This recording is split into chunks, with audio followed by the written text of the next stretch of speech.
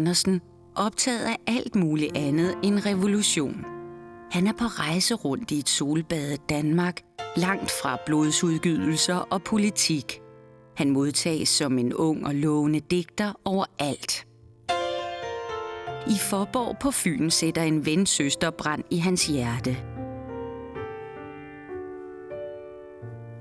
Det er første gang Andersen er forelsket, for som han ærligt og tørt konstaterer: Min egen person havde givet mig nok at tænke på, til jeg skulle have tanker for nogen anden. Inden Andersen møder kærligheden i Fåborg, har han besøgt sin gamle mor i Odense få kilometer væk. Her i huset bag ved mig, der voksede Andersen op, og det var her, hans digterdrømme blev født. Han boede her fra 1807 og så til 1819, hvor han flygtede til hovedstaden. Her i haven, der har Andersen siddet og drømt om en glorværdig og strålende fremtid. Han har siddet og drømt så væk fra sine nuværende omgivelser. Og det er der sandelig ikke noget at sige til. Hans familiehistorie er nemlig rigtig, rigtig broget. Hans bedstefar var skingrende skør. Hans bedstemor var patologisk løgner. Mosteren, hun havde et bordel. Faren var sådan lidt distræt, og moren lettere alkoholiseret. Det var Andersens fynske barndom. Det var starten på hans livs eventyr. Så kan I godt komme ind.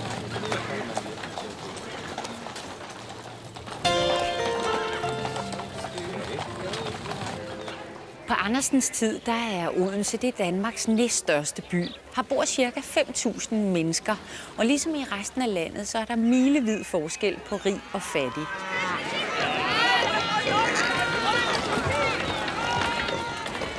Andersen, han betragter sig selv som en sumpplante. Det vil sige en af dem, der kommer fra de allernederste lag i byen. Et udskud, en taber på forhånd. Hele sit liv skriver han side op og side ned om sin opvækst her.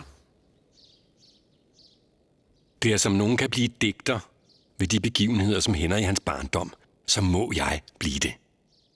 Odense er i Andersen altid. Også selvom han allerede som ranglet og kajtet 14-årig flygter fra byen og drager ud på den lange og farfulde rejse til hovedstaden. Andersen har en jernvilje, en evne til at opsøge de rette mennesker på rette tid. Hans første logi i København er i et berygtet luderkvarter, men han får hurtigt mødet sig ind i finere kredse. Der er noget lattervækkende, men også fascinerende over denne her fattige Odense-dreng. Betydningsfulde københavnere som fysikeren H.C. Ørsted, Det Kongelige Teaters balletmester Siboni og ikke mindst embedsmanden, teaterdirektøren og kulturmæcenen Jonas Collin tager ham under deres vinger.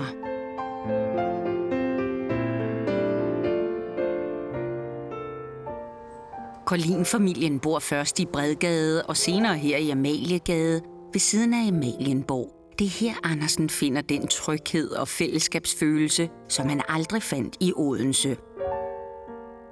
Men det er også her i familien Collins hus, at alt hans mindre værd og bekræftelseshunger blusser op.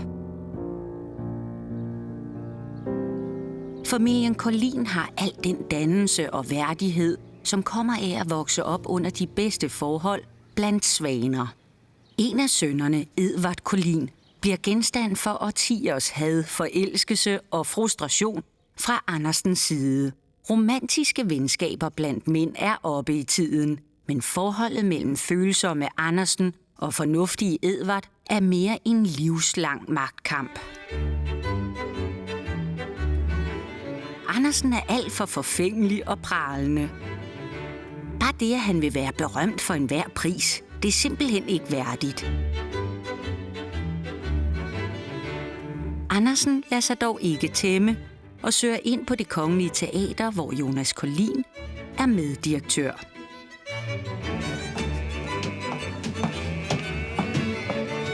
Det Kongelige Teater har ligget på Kongens Nytorv i København siden 1748. Her kan en fattig dreng glemme sin baggrund. Her arbejder flere hundrede mennesker, og her kommer københavnerne næsten hver aften, både rig og fattig. Det gamle Kongelige Teater bliver nedlagt i 1870'erne. Men hvis man skal opleve, hvordan stemningen sådan rigtig har været i starten af 1800-tallet, så kan man tage her ind på Teatermuseet i Hofteatret. På det tidspunkt i 1800-tallet, der fungerede det som en slags annexscene til det Kongelige Teater. Og her der har H.C. Andersen som pur ung danset som balletelev. Herinde der kan man også opleve de forskellige loger. I Høgerlogen der sidder alle de fattige, som ikke har råd til en ordentlig billet, der lugter armsved og brændevin.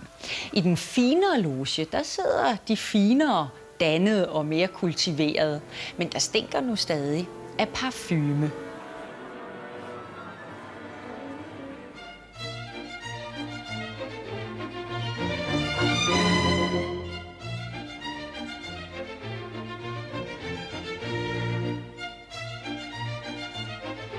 Teatret er tidens største talerstol, hvor man virkelig kan få folket til at lytte.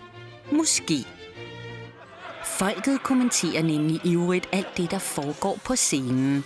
Der kommes med tilråb. Nogle gange bliver det så voldsomt, at man må have ordensmagten til at gribe ind. Og der er ingen noget over for en dramatiker eller skuespiller, der ikke falder i publikums smag.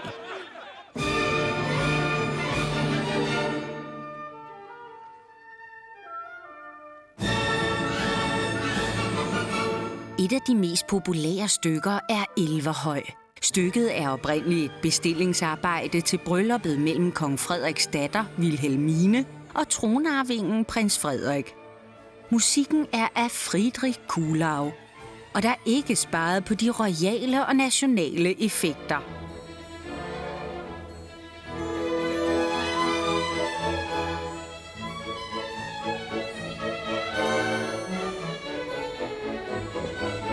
Stykkets forfatter, Johan Ludvig Heiberg, er absolut en af tidens mest fremtrædende kulturpersonligheder. I sit blad Københavns Flyvende Post behandler han tidens tendenser og lancerer unge forfattere, som for eksempel H.C. Andersen. Heiberg er den helt store smagsdommer og har sine fingre begravet i alt. Johan Ludvig Heiberg, som troner her bag ved mig, han er hovedmanden bag den massive forandring af dansk teater i 1820'erne og 1830'erne. Heiberg han ønsker at rense ud i de aller værste fjellebudsløjer, som han kalder det, og i den aller værste uanstændige opførsel inde i teatersalen. Teateret det skal omgæres af respekt og andægtighed, og publikum de skal sandelig lære at holde mund og holde takten. Det virkelig gode fremkalder en begejstring, der tydeligt nok udtaler sig uden støjen. Det slette vækker åbenbar kedsommelighed og giver tomt hus. Heiberg har et rigtig godt øje til unge piger. I Elverhøj er der en særlig en af slagsen. Johanne Louise er måske ikke blændende smuk, men der er noget uimodståeligt og dragende over hende. Ligesom Andersen har hun haft en benhård barndom, vokset op blandt andet på sine forældres værtshus. Her har hun været tvunget til at danse på billiardbordet. Ligesom Andersen får Johanne Louise også en billet til paradis. Hun slipper igennem nåleøjet til balletskolen og videre derfra til teatret. Her gør hun sig hurtigt bemærket med sit enorme skuespiltalent og fanger den langt ældre Heibergs interesse. Han gifter sig hurtigt med den unge pige og er med til at forvandle hende fra en grim ælling til en smuk svane. Herinde på Teatermuseet i Hofteatret, der er indrettet et helt Heiberg-rum. Johanne Louise Heiberg, hun er 1800-tallets allerstørste skuespillerinde. Ikke kun Heiberg, men alle de store forfattere og dramatikere skrev roller til hende. Fru Heiberg hun var omgået af den samme glamour og den samme stjernedyrkelse som vore dages filmidoler.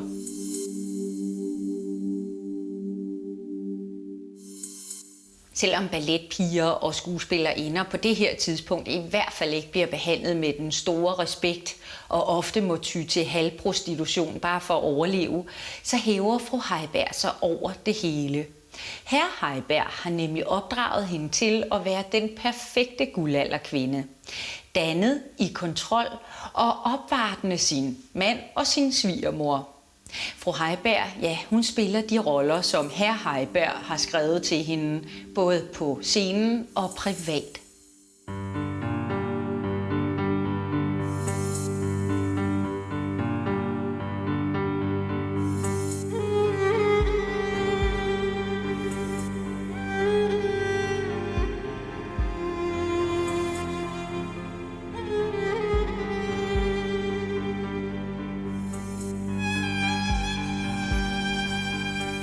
Mange år senere skriver fru Heiberg sine erindringer.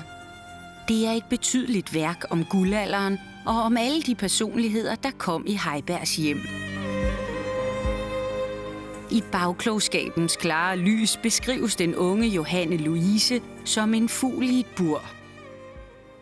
Hvor ofte har jeg ikke haft en følelse, som om jeg skulle springe i stykker af utålmodighed over, at jeg, der var så ung, med magt skulle være så gammel.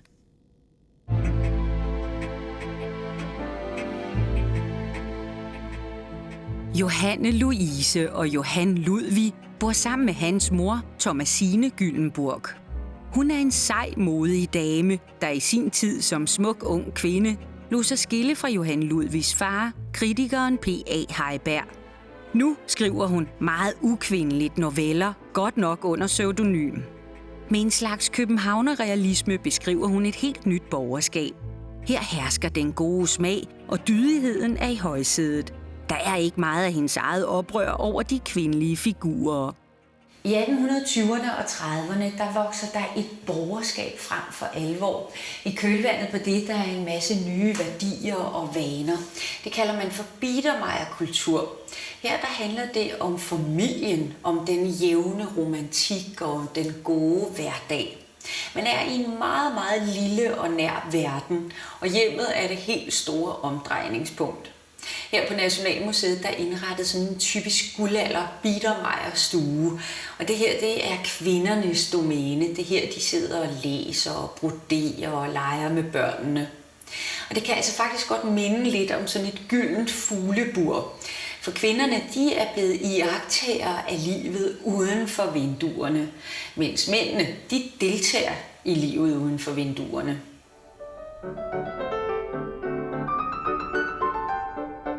I Martin Rørbys maleri her ser vi tydeligt, hvordan byen bare er baggrund for livet i guldalderstuerne. Rørby er en af de nye malere, der foreviger det nye borgerskab. Her er kvinderne ofte portrætteret med noget i hånden, et broderi eller lignende. De er nemlig flittige og nøjsomme. Her i det lille og nære rum ånder alt idyl og harmoni. Det er i hvert fald sådan, man helst ser sig selv skildret.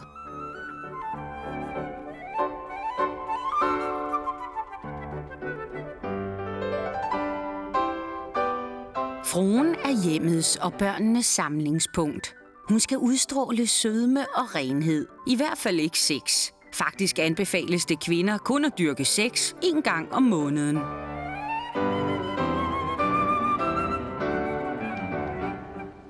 I stedet skal de tage sig af børnene, som pludselig har fået en meget større rolle.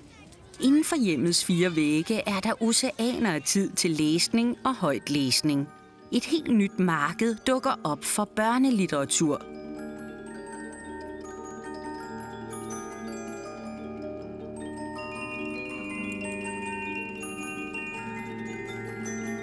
Samtidig har de borgerlige familier brug for moralske bøger, der kan anvise børnene den rette levevej.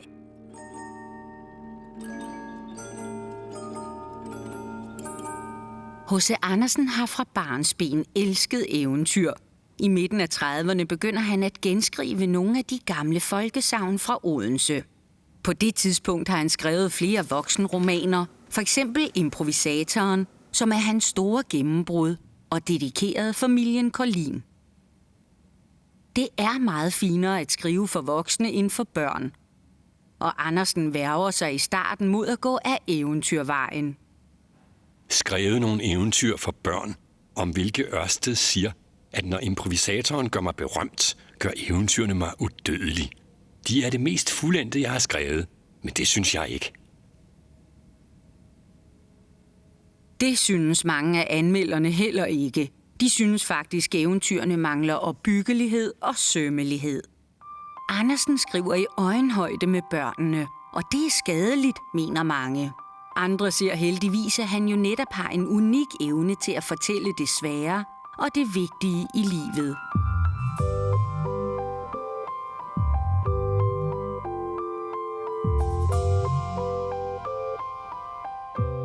Han lader dyr og ting tale, men det er på os selv, vi bliver klogere. Den lidt nøjagtige og overfladiske Andersen formår simpelthen at hæve sin egen smerte og glæde til stor og fængslende kunst.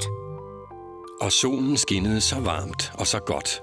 Da bruste dens fjedre, den slanke hals hævede sig, og af hjertet jublede den.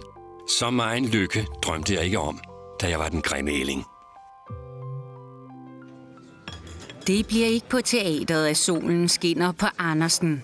I stedet er det eventyrene, der forvandler den grimme ælling til svane og giver ham udødelighed. På trods af de kritiske røster bliver eventyrene hurtigt en økonomisk succes. Nu kan Andersen for alvor komme ud i verden, væk fra Odense. At rejse er at leve. Andersens berømte motto gælder for mange i 30'erne. I Rom nyder Andersen solen, lidenskaben og kunsten sammen med sine danske malervenner. De fleste af dem er udklækket her fra Det Kongelige Danske Kunstakademi i København. Det ligger skråt over for Det Kongelige Teater på Kongens Nytorv og er endnu et af storbyens nervecentre.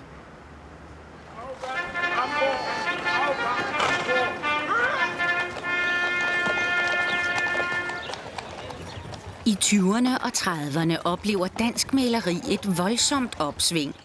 C.V. Eckersberg er professor på akademiet og revolutionerer undervisningen.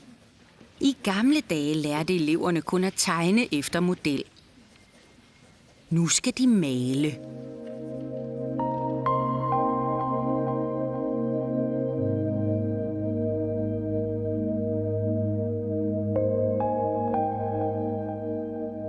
Nøgne kvinder dukker pludselig op. Eckersberg vil nemlig lære sine elever at skildre det naturlige og det nære. Mange af guldaldermalerne er sønner af håndværkere, men de opfatter sig selv som kunstnere eller genier. De får en helt ny og mere fremtrædende position i samfundet, og de begynder blandt andet at male hinanden. Det er nemlig blevet fint at være maler.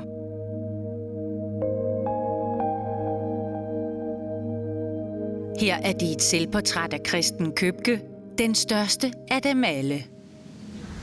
Købke bliver optaget på Kunstakademiet allerede som 12-årig og bliver en af Eckersbergs elever. Han er født og opvokset herude på Kastellet i København, hvor hans far han er bagermester. Og Købke han maler Kastellet i rigtig mange malerier, fordi han kan rigtig godt lide at male det, han kender, alle de nære omgivelser. Senere flytter familien til Blegdammen ved de københavnske søer, og også de begynder at optræde i Købkes malerier.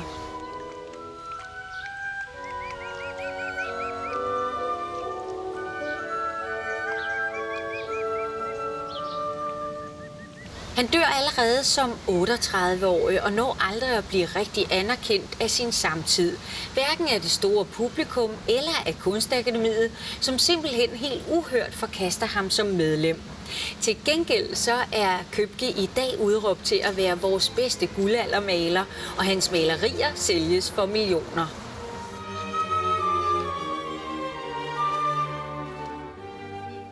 Maleriet her fra Kastellet har taget måneder at lave. Den unikke fordybelse og koncentration er typisk for Købke.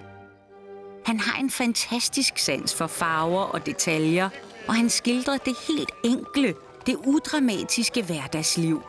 Det er en slags snapshot af virkeligheden. Fra køerne i de københavnske gader til det danske urlandskab. Der er meget langt fra de københavnske biedermejerstuer og smukke volde til heden her i Jylland. Der er er noget truende og voldsomt over det her landskab. Det er ikke her, man finder den gode smag eller den kultiverede kunst. Mere end nogen anden er det Steen Steensen Blicher, der får den jyske hede og befolkning ind i litteraturen.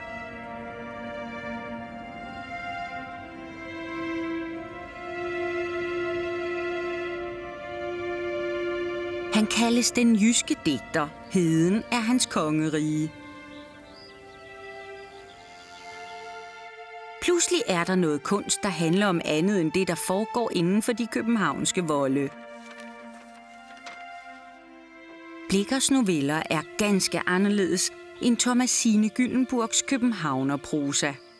I Jejlens sørgmodige fløjten, i den enlige hedelærkes ensformige klagetriller, hørte jeg kun de sørgeligt sande af så mange tusinde sårede hjerter dybfølte ord. Den største sorg ud i verden her er dog at skilles fra den, man har kær. Her på Spentrup Præstegård, der lever Blicher i mere end 20 år, fra 1825 til 1848. Det er her, han udfører sin præstegerning, og det er her, han skriver et hav af politiske skrifter, af digte og ikke mindst mange af sine mesterlige noveller. Inden bag de her vinduer, der har udfoldet sig nogle voldsomme familiedramaer. Blicher, han er nemlig gift med den 11 år yngre, temperamentsfulde Ernestine. Selvom de får 10 børn sammen, lever de som hund og kat. Ernestine er smuk med en meget stor interesse for andre mænd, og en meget lille interesse for Blichers digtning. Blicher, han har en meget uheldig evne til at øsle pengene væk, og han begynder at drikke mere og mere, samtidig med, at der også sniger sig sådan en melankoli og pessimisme ind i ham.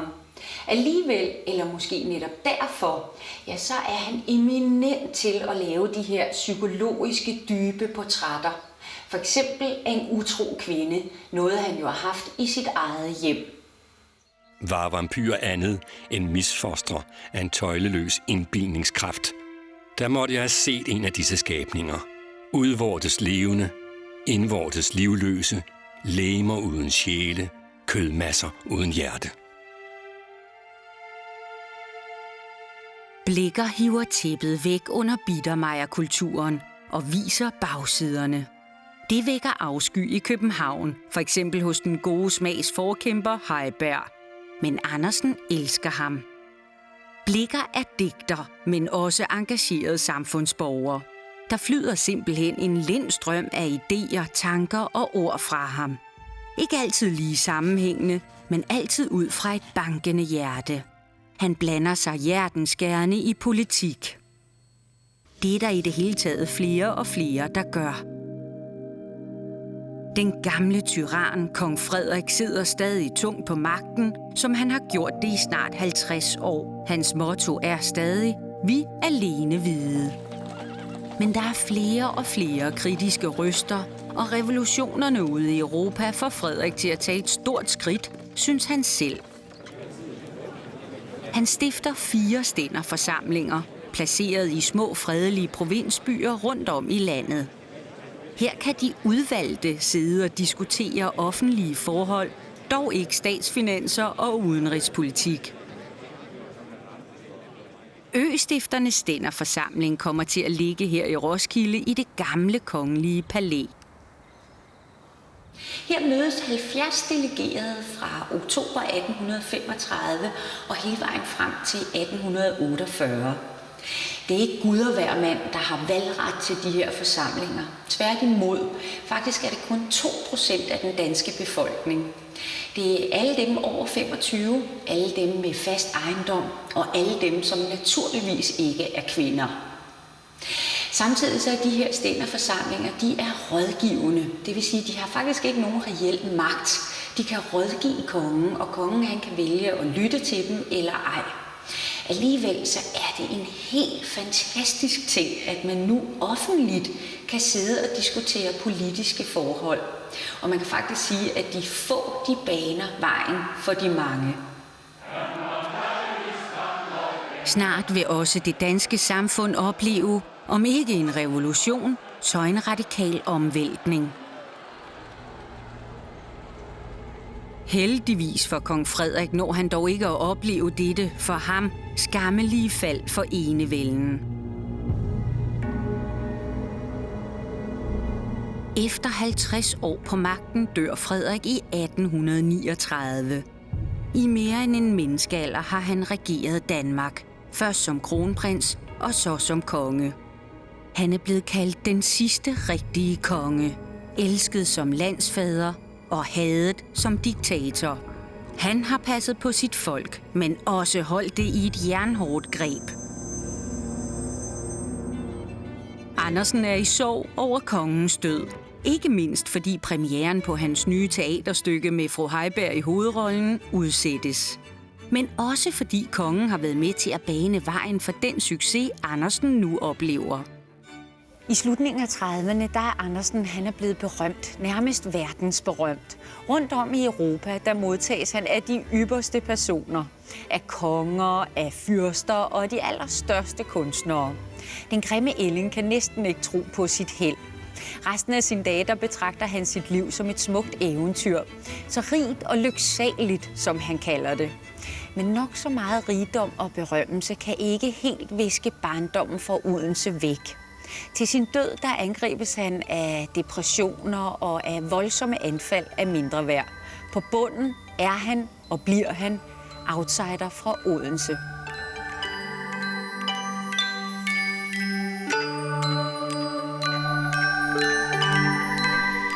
Få fjerde og sidste del af fortællingen om Guldalder Danmark på næste søndag kl. 22.